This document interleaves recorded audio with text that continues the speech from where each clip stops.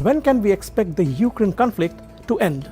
Are we going to be asking the same question again around this time in 2024?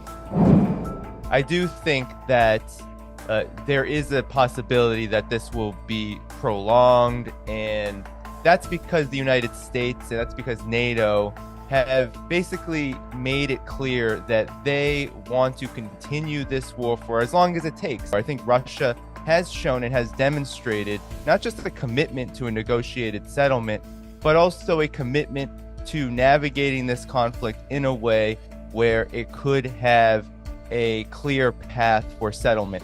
But the United States and NATO, ever since December 2021, going all the way back to that period, has essentially said that it won't speak with Russia and it won't consider or acknowledge its legitimate security interests in its own region.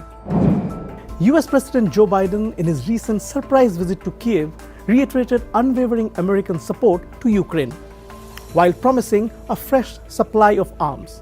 Does the US truly want to fight Russia, as they say, to the last Ukrainian? I don't actually think Ukrainians factor into the equation here. I think that the United States and its continued arms sales and transfers to Ukraine are actually part of a much deeper foreign policy objective, and that is to contain and ultimately overthrow Russia. And we cannot also forget China here. The United States, in its national security strategy document over the last two presidential administrations, have labeled Russia and China as the principal targets of the US's foreign policy initiative. So that's where I think this is all heading. I think that's what all of this is actually about.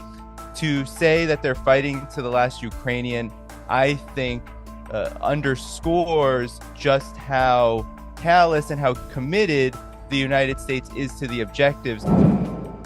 In contrast, what we have seen is that China has constantly reiterated its call for dialogue and peace. In fact, recently China released its position paper on Ukraine crisis solution, advocating for dialogue and peace. How much influence does China have on the crisis? Does dialogue have a chance to lead to peace? The United States and NATO actually don't follow the UN Charter. They don't follow international law. They consider themselves to be international law, meaning that they consider themselves hegemonic powers.